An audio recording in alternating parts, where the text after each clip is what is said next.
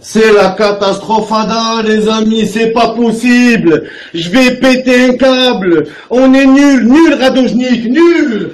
Nul.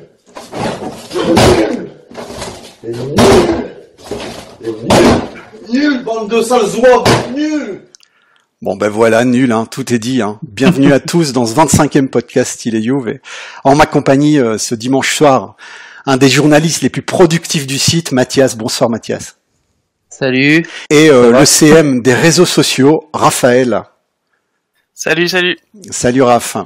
Alors, comme vous avez pu le constater, très mauvaise semaine pour la Juve. On prend 6 buts en 2 matchs.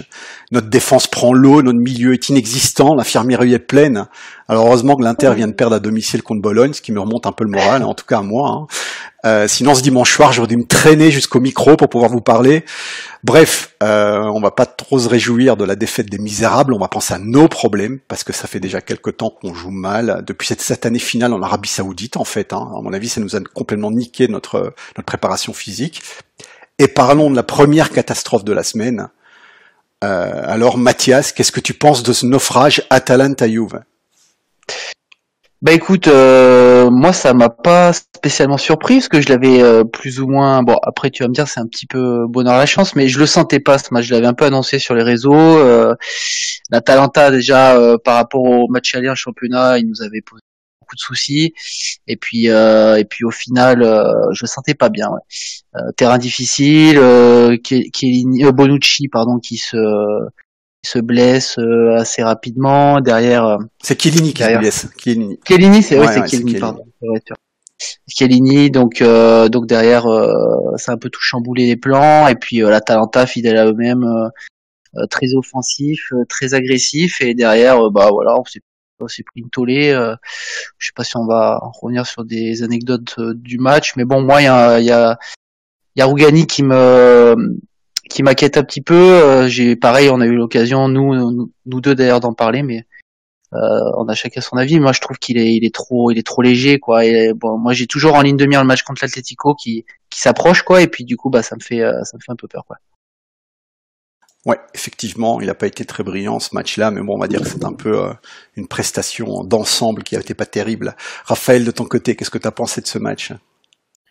Bah, de mon côté, c'est vrai que le match, je l'ai perçu un peu comme je l'ai senti assez difficile dès la première minute de jeu. Je sentais que l'Atalanta poussait et qu'on avait passé un très bon moment. Au début de match, je m'attendais à un match très compliqué sur une pelouse, sur un terrain où c'est pas facile de performer. Et puis, l'Atalanta a démarré leur match, ils étaient motivés. La Juve a beaucoup d'absents. On parle des cadres qui, Mandzukic, Pjanic qui étaient pas disponibles. La charnière centrale, Rugani, Chiellini qui se blesse assez rapidement, ça a pas aidé le jeune Daniele à faire ses preuves parce que je pense qu'il y a besoin d'un cadre à côté de lui pour bien performer. Après, le milieu de terrain était inexistant. J'ai pas souvenir c'est la remontée la période où on n'a pas eu un milieu de terrain aussi faible. Betancourt, très très moyen, Khedira, j'ai même pas envie d'en parler, et Matuidi un peu en deçà de ses performances, il s'est rattrapé un peu contre le match contre Parme, mais bon, c'était encore un peu brouillon. Puis il y a juste Bernardeschi qui s'est un peu relevé la tête, mais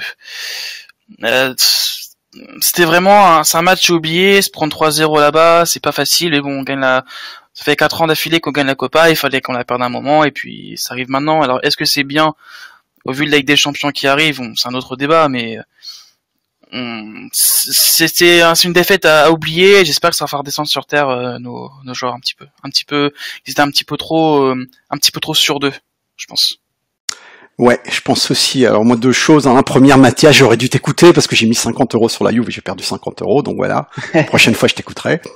Et la deuxième chose, c'est le match en lui-même. Alors la catastrophe. Je vais pas vous faire un dessin. À part Szczesny, parce que Szczesny nous a quand même sauvé une fois ou deux. Sinon, on aurait pris encore plus. À part Szczesny, il y avait rien à sauver. Et si on rajoute à la prestation médiocre, à la forme de l'Atalanta, le manque de chance de Chiellini en tout début de match, ça donne 3-0, quoi. Individuellement, t'avais tout le monde qui était catastrophique. Notre défense centrale, alors De Sciglio, qui dans le meilleur des cas est un arrière latéral correct, en défense centrale c'est vraiment une majorette. T'as Rogan qui en l'absence de Chiellini s'est retrouvé en patron de la défense et il est clairement pas prêt pour l'être. Et niveau virilité dans cette défense centrale, mais mon Dieu, quoi, il y a plus de virilité dans l'œil de ma mère quand elle me regarde de travers que dans nos deux centraux réunis. C'est pas possible. Les latéraux, Cancelo, qui rentre en cours de jeu, on sentait qu'il avait vraiment pas envie. Quand Allegri l'a appelé, il a fait la tête d'un mec qui avait pas fini sa partie de Football Manager. Donc, résultat, il rentre, il rate absolument tout ce qui était possible de rater. Le premier but, c'est tout pour sa gueule. Son pire match depuis qu'il est chez nous. Alexandro, j'en parle parce que je l'ai vu sur la feuille de match, parce que sur le terrain, c'est un fantôme, je l'ai pas vu. L'attaque, Ronaldo, il n'est pas servi, donc il est transparent, forcément. Dybala, alors certains vont encore se palucher, car c'est l'attaquant qui récupère le plus de ballons. Mais son travail l'épuise, les mecs. Il a plus de lucidité offensivement parlant. T'as Roberto Baggio qui dit ça. Il expliquait qu'un créatif doit être, évidemment, maintenant le football moderne, tout le monde doit travailler, mais un créatif a besoin d'économiser l'énergie pour avoir l'explosivité qu'il faut au bon moment. Et lui, il l'a plus, quoi. Il perd toute lucidité offensivement. Il apporte plus rien devant. Mais bon, il récupère des ballons. Certains semblent contents. Donc, on va faire comme ça. Bernardeschi, trop au service de Ronaldo. Il essaye de le trouver dans toutes ses passes et par tous ses mouvements. Alors, moi, je veux bien qu'il soit enchanté de jouer avec son idole, mais là, il est marabouté, le mec. Et le meilleur pour la fin, le milieu. Alors là, sans Pjanic, même en méforme, c'est les ténèbres. Je veux dire, personne pour allumer la lumière, que du muscle, de la force et zéro créativité. Matuidi est vraiment tactiquement médiocre. Alors il a un grand cœur, il n'y a pas de problème là-dessus, il a un certain nombre de qualités, mais tactiquement il se place n'importe où, il court tout le temps à vide. On dirait Forrest Gump, bientôt il va piquer un sprint, on va le retrouver en dehors du stade, sur l'autoroute, il va continuer tout droit. Kedira, mais moi je laisse tomber, Moi ce mec, pour moi c'est un mystère. Moi je le mets dans la catégorie du monstre du Loch Ness et du Yeti, Moi, je cherche plus à comprendre. Je vous laisse en parler, si vous voulez. Betancourt, qui s'est transformé en un coupeur de jambes sans créativité. Alors moi, je sais pas si c'est sa nature réelle, ou c'est une volonté d'Allegri de le transformer en style de joueur. Il prend souvent des cartons jaunes. C'est dingue. C'est dingue. Un match sur 2 ou un match sur 3, il prend un carton jaune. Mais on dirait qu'il a la rage. Il a même de la bave aux lèvres quand ils font sur les gens. Mais c'est quelque chose de dingue. Moi, je le voyais, au mondial, le peu que j'en ai vu, parce que n'oublions pas que c'est quand même une des révélations du mondial, c'est pas le meilleur joueur du mondial, mais c'est un joueur qui a quand même sorti du lot dans l'équipe d'Uruguay. Moi, au mondial, je l'imaginais plus créatif. Là, il a chopé la rage ou quoi? C'est pas possible. Et le placement général de l'équipe, on en parle. L'équipe était allongée sur 60 mètres et au milieu, à un moment, il y a la caméra de la RAI qui a fait une vue aérienne du terrain, vous voyez? Et il y avait Matuidi qui était en attaque. Qu'est-ce qu'il foutait là, je sais pas. Kedira a disparu, Betancourt sur l'aile, et au milieu, personne. Les 3 joueurs de l'Atalanta, sans aucun Juventus à côté d'eux, aucun LM, pas de problème. Ce match, c'était une honte. C'était une honte individuelle, tactique et collective. C'est un des pires matchs que j'ai vu de la Juve depuis des années. Voilà. Désolé, j'étais un peu long, mais il y avait des choses à dire. Non, mais c'est bien, il faut souligner, de toute façon, heureusement, ce match-là arrive une fois par an, et encore, quand ça arrive, c'est vraiment exceptionnel. Là, c'est vrai que c'est un match en Copa, je sentais que les joueurs étaient pas motivés, ils voulaient, entre guillemets, laisser passer le match pour se concentrer derrière ces matchs, mais bon, pour se concentrer sur Parma, on va y revenir après, mais 3-3, c'est bon, on a pris ici, la défense, pareil, bon, on en reparlera, mais bon, si on veut laisser des matchs, c'est pas facile. De mon côté de supporter, c'est pas quelque chose que je suis pas d'accord sur ce point de vue-là. Après, philosophie est autre, on gagne tout depuis 4 ans, depuis même plus d'années, c'est gagne tout depuis 4 ans parce qu'on a gagné la Copa depuis 4 ans, mais voilà, franchement, vous pensez les gars, moi je vois, il y en a qui disent on laisse filer les matchs parce qu'on est focalisé Ligue des Champions. Moi je pense bien qu'on est focalisé Ligue des Champions, mais franchement, pour moi on laisse pas passer les matchs. Et jusque là en ce moment on est pas bon, quoi. Surtout qu'il manque des cadres, quoi. Juste tu vois un Mandzukic sur le terrain contre Parme, vous voyez qu'il motive des retours en défense, ça c'était bien. Mais moi, je suis d'accord avec toi parce qu'à un moment, s'il y a des titulaires, il y a des remplaçants, c'est que les remplaçants sont moins forts que les titulaires. Personne n'est en train de comparer Chiellini avec Rougani ou Pjanic avec Betancourt. Ça, on est bien d'accord. Raph, je suis d'accord avec toi. Mais, je veux dire, t'as vu les bras cassés de l'Atalanta. Je veux dire, l'Atalanta, ils ont des joueurs de 2e catégorie, de championnat de 2e catégorie. Castagne jouait en Belgique. C'est un joueur normal en Belgique. Là, il a fait l'amour à nos arrières latéraux. Je dis, à un moment, je suis bien d'accord qu'on a des joueurs, voilà, les remplaçants sont moins forts que les titulaires. Mais les mecs, n'allez pas me dire que Castagne, Deron, etc., ils ont plus de talent que ceux qui étaient sur notre terrain. À un moment, il y a aussi la patte. Il y a un moment la patte de l'entraîneur. Moi, comme je l'ai dit, j'apprécie Allegri pour un certain nombre de choses. Il représente très bien le club. Il est très rarement polémique. Il a du style. Ça, c'est quelque chose que j'apprécie beaucoup. Niveau résultat, les mecs, 2 finales de Champions League et des titres nationaux à l'appel. Il n'y a que Zidane qui a fait mieux dans le monde ces 3 dernières années. Juste derrière Zidane, il y a Allegri en résultat. Donc faut pas déconner. Bref, je suis plutôt allégriste. Mais quand il faut lui taper dessus, il faut lui taper dessus aussi. Le mec, il laisse tout le jeu offensif et la création de jeu à la créativité de ses joueurs. C'est-à-dire, lui, il a dit le football, il avait expliqué lors d'une émission italienne, il dit voilà, football, c'est comme le basket, parce que c'est un grand passionné de basket, Allegri, hein, comme tous les Toscans, enfin, bref. Et il expliquait, il disait, écoutez, le football, c'est comme le basket. Il faut une bonne défense, et pour l'attaque, on n'a pas le temps de réfléchir. Au basket, qu'est-ce qu'on fait? On doit marquer un panier, on donne la balle au meilleur joueur, et c'est lui qui marque le panier. Lui, il n'a pas de tactique offensive. Et ça, pour moi, c'est juste pas possible, parce que évidemment, quand tu as des joueurs créatifs comme Pjanic au milieu du terrain, mais même si l'entraîneur ne met pas, ne lui dit pas quoi faire, le mec va te sortir, même dans un match de merde, il va te sortir un truc génial, et comme le but qu'il a fait marquer à Ronaldo en finale de la Supercoupe. Ça, je suis bien d'accord. Mais et quand il est pas là, quand tu te retrouves avec des joueurs non créatifs au milieu de terrain, tu fais quoi? Moi, je vous le dis, hein, si Pjanic se blesse, touchons du bois, les mecs, ça arrive pas pour la Coupe des Champions, c'est mort. Pour moi, c'est mort. En fait, je pense que le jeu je te rejoins un petit peu. J'avais pas vu d'ailleurs cette histoire de basket, tout ça. Mais de toute façon, le jeu d'Allegri, et encore plus cette année par rapport aux achats, et il est basé sur l'animation offensive. De toute façon, il y a qu'à voir. On joue tout le temps avec 3 attaquants, voire 4, enfin 3,5 suivant Dybala où est-ce qu'il est situé. Et de toute façon, tout est basé sur l'animation offensive. Donc c'est vrai que moi, souvent, je vois une problématique sur les constructions de balles entre la défense et l'attaque. Il y a un trou au milieu. C'est vrai que dès que Pjanic est pas là, comme tu dis, on va pas demander à Khedira de construire. Emre Can, apparemment, il aurait pas le souffle pour être régista, mais je pense qu'il a surtout pas l'intelligence tactique. Bentancur, il est trop jeune, et Matuidi, c'est définitivement pas un régista.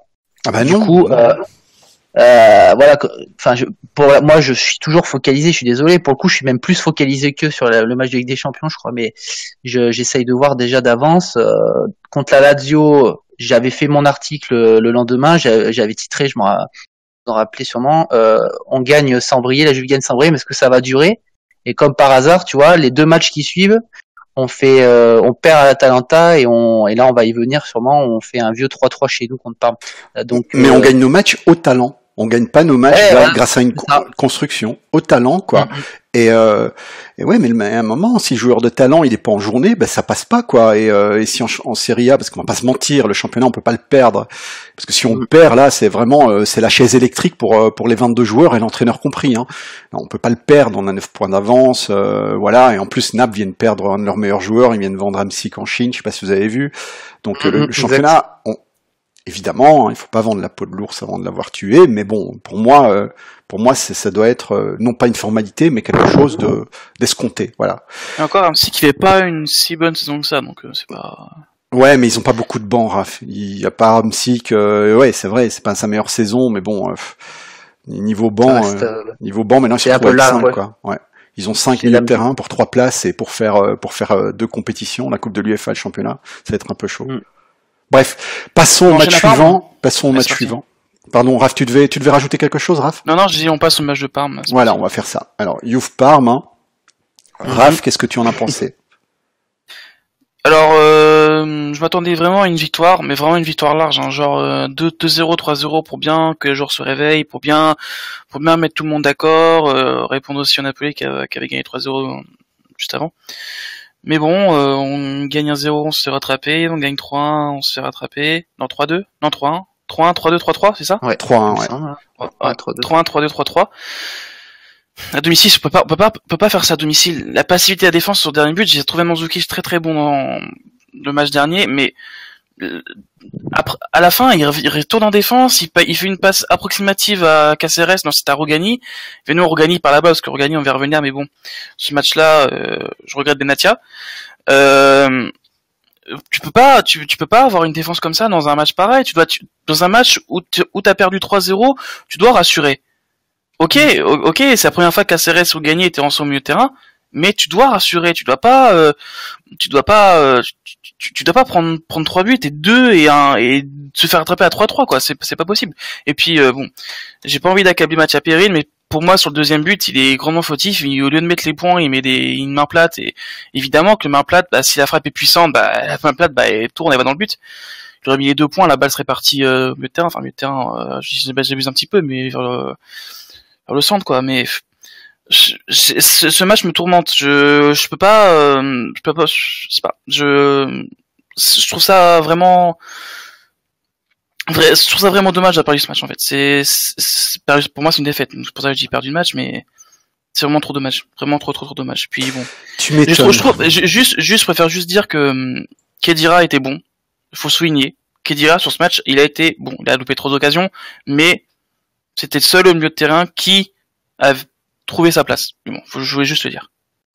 Alors moi de mon côté, j'ai regardé le match avec des amis. Lorsque je suis revenu chez moi, j'ai regardé un peu Twitter pour voir un peu ce que les gens en pensaient. J'ai vu ma TL en feu et à sang, tout le monde en train de paniquer avec la main sur les cheveux, avec les flammes autour d'eux. Vous voyez, c'était assez fou à voir. Alors que moi, personnellement, j'ai trouvé du mieux par rapport au match de l'Atalanta. Vous allez me dire, c'est pas difficile, mais il y a franchement du mieux. Alors déjà, Pjanic était là. Et ça, même en trottinant, parce que le mec, il a vraiment joué en trottinant, c'est une putain de fainéasse pour le moment, mais même en trottinant, il se mettait à l'entrée de la surface, comme tout bon régista doit le faire, pour récupérer les ballons, les redistiller vers nos attaquants. Résultat, une flopée d'occasions, et surtout, enfin, un cerveau à cette équipe. Enfin, un mec qui court pas n'importe comment, et qui se place intelligemment, quoi. Donc déjà, le retour de Pjanic a fait beaucoup de bien à cette équipe. La défense, évidemment, elle n'était pas bonne. Je vais pas dire que ça en a fait une bonne défense, mais mettez-vous bien en tête que c'est nos remplaçants, c'est pas nos titulaires. On doit pas terminer la saison avec cette défense-là. Ouais, faut dire qu'ils vont revenir vite, au moins qu'ils. Normalement, ils sont tous les deux là pour le match de Atlético. Normalement. On va au Mapei Stadium là dans 10 jours là, on va à Sassuolo, ensuite on reçoit Frosinone, après c'est Atlético. Du coup, on a encore 2 matchs pour se préparer au cas où. Moi, je ne veux pas manquer de respect au Sassuolo, mais c'est surtout le match de l'Atlético que je pense. Pour Sassuolo, on verra bien avec la défense qu'on a là, parce que, comme je disais, la défense évidemment n'était pas bonne. Et comme j'ai déjà dit, Rougani pour moi est un joueur de talent, et ça j'en suis sûr, mais il n'est pas prêt à commander la défense. Et là, il devait le faire vu que Caceres venait d'arriver. Et justement, Caceres il vient d'arriver, on a 4 défenseurs centraux. Il a joué avec dans les 4 défenseurs centraux, il a joué avec 3 d'entre eux, et le seul avec qui il a jamais joué, c'est Rougani. Et comme par hasard, il vient d'arriver, il a même pas fait un entraînement. Boum, on le fait directement jouer avec Rougani. Faut pas s'imaginer non plus des miracles. Perrine, mauvais, catastrophique. Alors moi je vais répéter exactement la même chose que tu l'as dit parce que c'était tellement vrai. C'est le mec, c'était juste une chose, je te reprends. Tu avais dit que c'était sur le 2e but, c'est sur le 3e but, Raph. Un moment, t'as Gervinho qui tire sur lui. Pas à 10 cm à côté de lui, sur lui, sur ses gants. Le mec, il fermait ses poings, la balle ne rentrait pas. Voilà.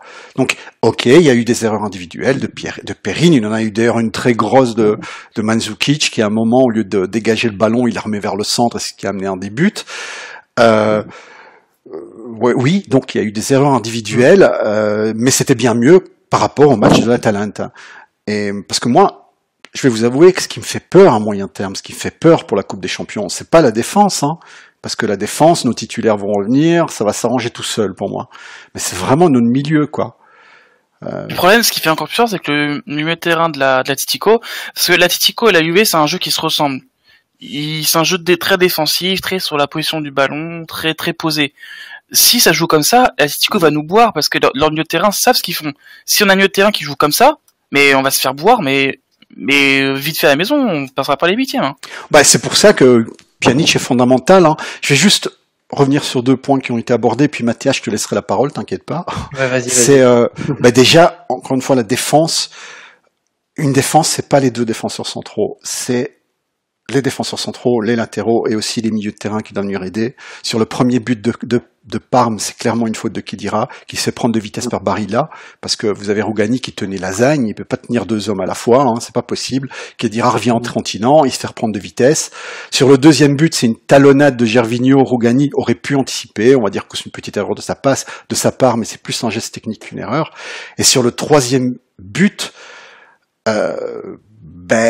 Lasagne, il a fait Maradona, quoi. Enfin, je sais pas si je vois pas, je sais pas si vous voyez un peu comment s'est passé le troisième but, mais Lasagne, dans un mouchoir de poche, il fait une passe en retrait. Là, vous avez Rougani qui tenait Lasagne. Gervinho, seul au milieu de 6 Juventini, seul, au calme, il tire sur le gardien la main à l'intérieur. Je veux dire, voilà. Ronaldo a parfaitement résumé ce match-là. C'est un match qu'on aurait pu gagner 4-5-0, mais les doigts dans le nez, je vais pas donner la faute à la malchance, mais on a eu vraiment beaucoup de malchance. Parce qu'ils ont tiré 3 fois et demi au but, ils en ont mis 3. Voilà, Mathias, à toi, qu'est-ce que t'en penses?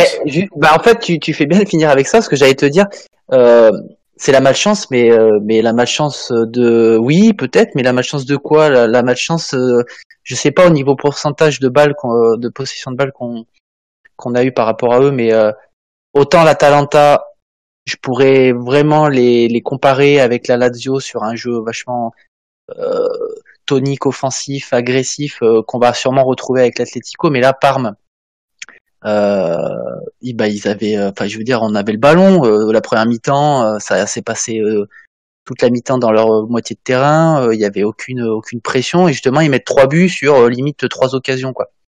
Donc, moi, je suis à chaud, j'étais très très perplexe sur ce résultat et je me suis dit oula, dans 15 jours, on joue à Madrid, ça va être difficile. Et puis du coup, j'ai un petit peu temporisé à froid et je me dis bon, de toute façon, ça sera notre match. Donc on peut pas encore le prévoir, mais on va être sûrement au rendez-vous. De toute façon, on attend que ça. Mais là, le match de Parme, bon, déjà Mandzukic, il nous a prouvé que c'était l'élément important. Franchement, j'ai presque envie de dire c'est le fourré classe de la saison pour l'instant devant, quoi, même devant Ronaldo. Hein. Alors, ça va peut-être faire grincer des dents là, mais Ronaldo, on l'a vu, il était tout souriant et puis il a mis son doublé quand Mandzukic était de retour. Alors ok, il a dit que il commençait à monter en pression et qu'il allait être au top bientôt. Mais bon voilà, Mandzukic il revient défendre, il attaque, il centre, une grosse présence, tout de suite ça, le jeu s'en ressent. Matuidi plus par rapport à Bergame, donc peut-être qu'il avait un petit coup de mou, hein, s'il faut pas oublier qu'il a joué longtemps cet été avec la France, donc ça peut peut-être puiser maintenant. Spinazzola, on n'en a pas parlé. Première mi-temps, au début, j'ai eu un peu peur, j'ai dit oula. Peut-être un petit peu impressionné par le fait d'être du même côté que Ronaldo titulaire pour la première fois de la saison, puis au final il s'est mis en marche et il a déclenché un beau jeu et bon voilà, bien mérité. Enfin c'était intéressant. Sur le troisième but, il aurait pu quand même. Ouais. Parce que je le vois sur le troisième but, ça part de son côté et c'est lui de le ballon à Mandzukic. Ouais. Après bon pour moi le troisième but c'est un peu. Mandzukic en fait il fait comme j'avais dit là sur les réseaux une Evra, tu vois, schématisé sur le match du Bayern. Le problème c'est qu'il aurait dû soit le mettre en touche soit dégager, mais après est-ce que tu peux lui en vouloir? Il fait une espèce de pichenette justement, je crois, pour Spinazzola, t'as raison, et du coup c'est contré par le tibia du gars de Parme et du coup derrière c'est récupéré par Inglese qui balade Rougani sur le côté et puis voilà après. Non mais c'est sûr, si tu retires 2 petites erreurs individuelles, qui Mandzukic, comme tu dis, il a fait un match absolument merveilleux, mais il y a un des buts qui est pour lui, parce qu'au lieu de balancer la balle, il la remet au centre. S'il fait pas cette petite erreur et si le gardien ferme ses points sur le truc, on gagne 3-1. Oui. On gagne 3-1, tout le monde dit, ok, on est revenu, on a marqué 3 buts, c'est bon, quoi.